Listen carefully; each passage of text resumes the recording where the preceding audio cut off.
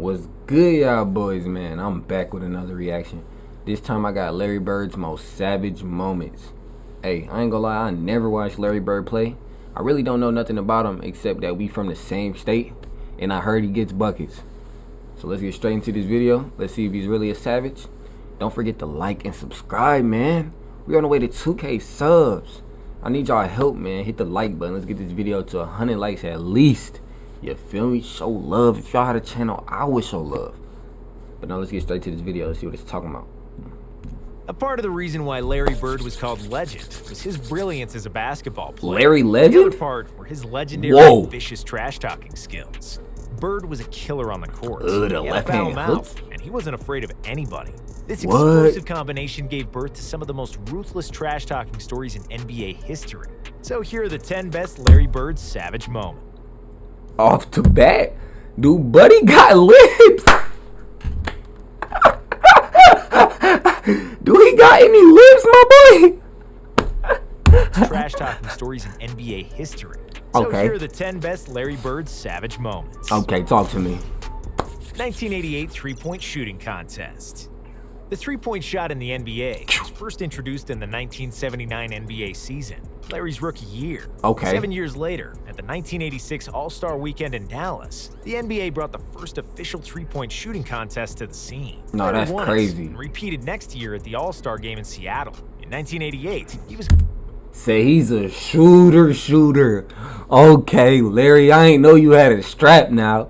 For a three-peat in Chicago. Before the start of the contest, Bird entered the locker room, did not speak a word to the other competitors, and just took a good look at them. He finally said, "I'm just looking which one of you is going to come in second." The room was filled with silence, because they all knew what kind of a shooter Bird was. Of course, Larry would go on to win again, proving that he's the best shooter in the world. He won without taking...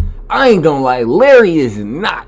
Nobody named, I don't care what, who, or I don't care what you gotta say to me, my boy. Ain't nobody named Larry beat me in no three-point contest, bro. I'm not hearing it, bro. His name's Larry. I'm not losing to no Larry. Like, what do you mean? His tracksuit, famously raising his hand. Can't take off his tracksuit. Three was still in the air. He only made 17. Greg Hodges. Greg Hodges was one of the best shooters in the 80s, and he competed in the three-point shooting contest with Larry each time Bird was participating. Larry won 3 times. Greg finished second twice. Hodges finally took home the title of the best three-point shooter at the All-Star Weekend in 1989. Reporters asked him if the main reason for his victory was Bird's injury and non-participation. Greg said, "Larry knows where he can find me." And Bird... Nah, now you got all the confidence in the world, my boy. You done lost 2 times. You done lost 3 times. Then you finally won the 4th time because my boy was injured. He won 3 times in a row, bro. Don't get too hyped now, you feel me? Unless you can get another one, and then another one, we should not hear from you, my boy. I ain't gonna lie. You should have just took that second place, and then been cool with it, and then got your first little place and said nothing.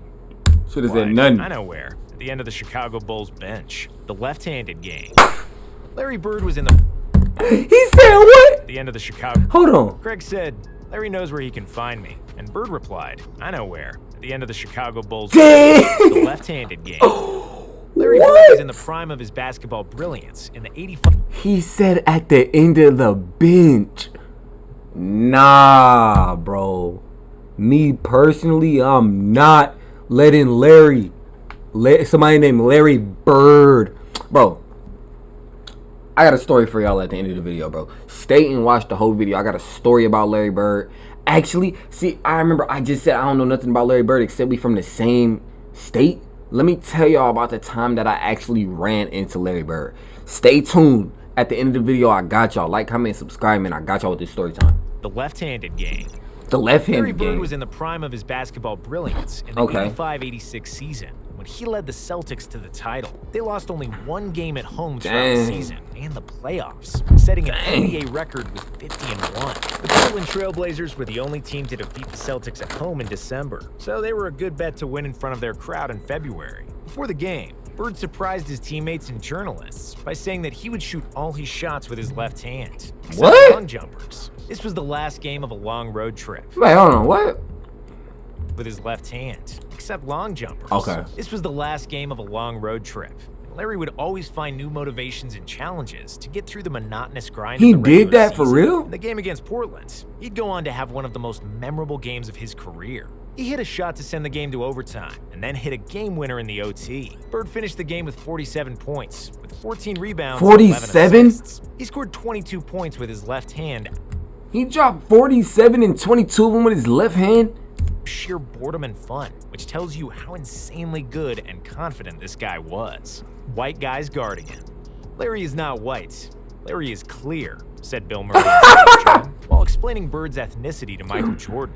Larry Bird had skills for days. He was thinking the game 3 moves in advance. Y'all ain't see that. His jump shot was money. He was nimble at 6'9", but he wasn't by any means an athletic player. He was 6'9"?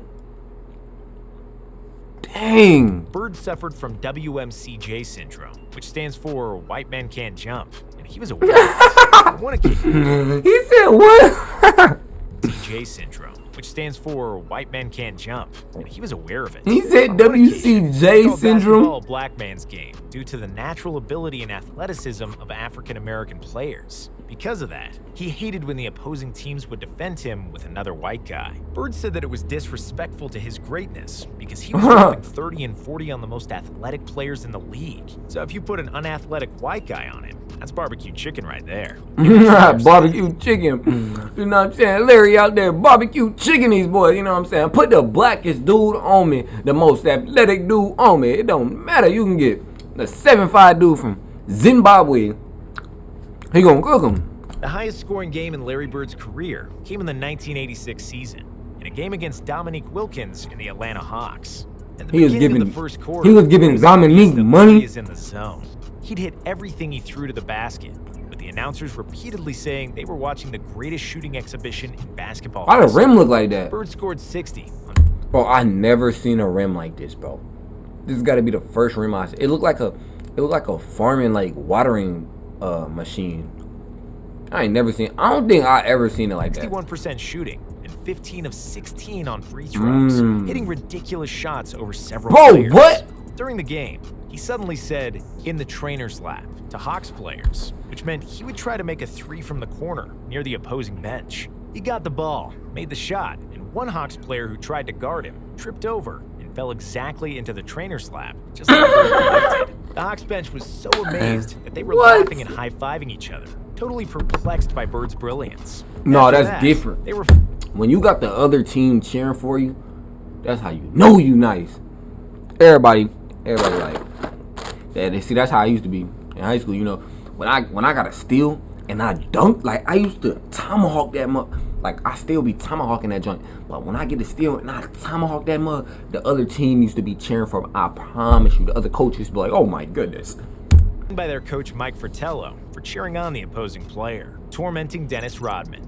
Dennis Rodman was one of the best defenders in NBA history, with quick feet, long arms, and a motor that never shut down. He was a pest, an annoying pest who never stopped guarding, provoking, and getting into everybody's face. And he used to be a nightmare for scorers around the NBA. However, when he was just starting out, he needed to get some schooling from Bird. He scored 4 consecutive shots over Rodman. He opened his mean mouth and started destroying Rodman. Bird started to get Rodman's cook. He said he started destroying Rodman. He gave him 4 buckets in a. Is that? Hold on. Time out. Is this Gatorade in a Pepsi can? When did they have Gatorade in cans? This got to be the first thing This got to be the. Boy, what? Bro, I ain't gonna lie. These times back then look lit. I ain't gonna lie. It looks so much more fun. Like. Chuck Daly. Who's guarding me, Chuck? Is anyone guarding me? You better get someone on me, or I'm gonna go for 60. Even though Rodman was almost superglued to him in an effort to deny him the ball, Bird was at his sarcastic best. I'm open. Hurry up before they notice nobody is guarding me. Merry effing Christmas. 1990. Merry effing Christmas. The Indiana Pacers, where he was always greeted as a king. It was where the hick from French Lick grew up. That's what I'm saying, bro. We from Indiana, gang. Indiana, you feel me? Made his first basketball steps and took Indiana State University to the 1979 NCAA Finals. No, that's and tough. The game Boston played against the Pacers played on December 26, 1990. Nice, forever be etched in nice. memory of the Pacers shooting guard, Chuck Rifleman Person. Before the game, Person said to the reporters, Rifleman is in the building. I'm going bird hunting today. At the tip-off, Bird replied to Person that he has a Christmas present waiting for him. While Chuck sat on a bench during the game, Bird received the ball in the corner and shot a three-pointer. As the ball was flying towards the basket, Bird turned to Person and said, "Merry effing Christmas." The ball... What? Bro, I ain't gonna lie, bro. Larry Bird is a different breed, bro. I ain't know he was like this. I still don't like him, though. Wait till y'all hear this story, man. Stay tuned to the end, bro. Let me tell y'all this story why I don't like Larry Bird, bro. He's real deal a punk for this, bro. Well, it's kind of my fault, but I still don't like him. Of course, came in without touching the rim, torching the Suns bench. The best teams in the NBA often coast through the regular season. Hey, that's Magic Johnson. When playing against mediocre opponents. In one game against the Phoenix Suns, the Celtics lost a double-digit lead and were trailing by 2 in the final seconds. Jeez. The Celtics had the possession, and they could tie the game and go to overtime, or win it with a 3. Larry knew his Celtics shouldn't be losing a game to the Suns. Nah, he wanted to play no overtime. So he went to the Suns bench and told all the players and coaches what was about to happen. Nah. Yeah, I'm going to bust a 3 on you guys and just go home. I'm tired of this. I'm gonna bust a 3 on you guys and just go home. I'm just gonna bust one on you guys. Pause. I'm just gonna bust a 3 on you guys and go home. Bet. Surprisingly, he lived up to his word. As the ball was still in the air, he turned towards the Phoenix bench and yelled, "Told you so," as the ball was going through the net. What? Shot against Xavier McDaniel. Xavier McDaniel was one of the most... So he just busted a 3 on their mouth and then just said, "I told you so." Nah, bro. Notorious NBA players in the 80s. And on the courts, he liked to get physical Oh my like Olivia goodness. Newton-John. When he was playing for the Sonics and the Knicks, nobody was really messing with X-Man. However, Bird was not afraid of a scuffle. What was this? What was this dude's name right here? I know this dude. What's his name again? Somebody let me know. Nobody was really messing with X-Man. However, Bird was not afraid of a scuffle, and there are multiple stories of Larry participating in bar fights during his NBA career. Bar fights? Supersonics Arena, Boston. Bro, wait, hold on, bro. He is going to the bar getting in bar fights. What type of time? Played a close game tied just 10 seconds before the end. At that point, Celtics coach Casey Jones called a timeout. Nah, and bro. Bird confidently told him to just give him the ball. Bar fights is crazy. The hell out of the way. On his way back to the floor, Larry said, "That's exactly where I'll get the ball, and I'll score the game winner in your face." While X-Man replied, "I know you will get it there. I'm waiting for you." Bird received the ball right where he said he would, and made a tough fadeaway shot. After Bird realized there were still 2 seconds left, he told McDaniel, "Damn, I didn't want to leave 2 seconds on the clock." While X-Man walked back to the Sonics bench in disbelief, tormenting a young Clyde. Bro, I wonder how many times that he talked shit and then missed. I wonder how many times he missed when he did all that. Before Clyde Drexler came into the NBA, he was one of the best players in college basketball, forming the famous Phi Slamma Jamma with Hakeem Olajuwon at the University of Houston. Drexler was selected by the Blazers with the 14th pick in the 1983 NBA draft. Even as a rookie, he was already one of the most athletic guys at his position. However, Bird wasn't impressed. When Drexler subbed in the game against the Celtics, he started guarding Bird. Larry smiled at him and mockingly said, "You can't stop me. You're a rookie. You don't know anything." He would proceed to hit jump shot after jump shot over Drexler. Nah, that's before the crazy. Blazers coach had mercy on him and subbed him out, while Bird was laughing at Clyde on the way to the bench. Bro, I would never let Larry Bird give me a bucket. I ain't gonna care. Mercy on him and subbed him out, while Bird was laughing at Clyde on the way to the bench. Hey, man, that's gonna do it, man. Hey, but listen. Don't go nowhere. Don't go nowhere. All right, bro. Look, let me tell you the reason. I forgot. Let me tell you the reason, bro. Let me tell you the reason, bro. Let me tell you. Okay, look. I don't want to watch Isaiah Thomas. My bad. I ain't really, you know what I'm saying? We ain't really here to watch that right now. You feel me? Put me in the middle. Bro, let me tell you. So, boom. You know, me and Larry, we both from Indiana, right? Bro, it was a Mad Ants game. Fort Wayne Mad Ants. I was at the game. Look, I was like 15, 14. Bro, I had my little Mad Ants ticket. And Larry Bird was there, you know what I'm saying? I don't know why, but he was there. He had something to do with the Pacers, you feel me? Bro, everybody down there getting autographs. Boom, I'm like, I'm trying to get me a Larry Bird autograph. That would be tough. I never watched Larry Bird, but Larry Bird, I know his name, bro. He's an all-time great, I guess. You feel me? So I'm like, boom, I'm about to go get in line, give me a little autograph. It's gonna be tough on my ticket. They had pens down there, but I grabbed a pen. Like you had to get your own pen. I grabbed my pen. It was like the clicky pen, right? The clicky pen. Like you gotta click it and then sign. Bro, me just thinking like Larry's just a normal human. I hand him my ticket in the pen, and he gonna sign the ticket without signing it because he ain't clicked the pen. This nigga just fake signed my ticket, bro. He was like, I'm like, excuse me, Larry, you didn't sign my ticket. He said, next. I said, what? I was like, security, he ain't signed my ticket. He's like, sorry, you gotta go. Next. Bro, the line was so long, I didn't even get back in line. I said, man, fuck Larry, man. Bro, so for now on, I don't like Larry Bird. So this nigga give me a signed autograph ticket. I don't mess with him, bro. That's weird, bro. How you not gonna click the pen? Who doesn't click the pen? I don't care how much of a rush you ran, bro. I'm a fan. I was a fan, bro. I was a young buck. I'm trying to get me a little ticket signature, and you gonna just do that, bro? You know how disrespectful that was, bro? You know how I was feeling, bro? I went home, bro. I was sad, bro. I signed the ticket myself, bro. I signed, cause my homie got his own ticket. You know what I'm saying? So I signed my ticket to make it look like, and I posted on Snapchat just like him. I'm like, yeah, Larry Bird signed my ticket. I try to copy the signature. You know what I'm saying?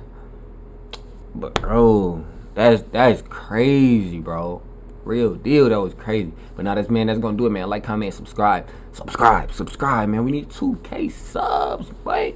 Hey, let me know if y'all watched the whole video, man. I love y'all boys, man. Let's do it, man. We out.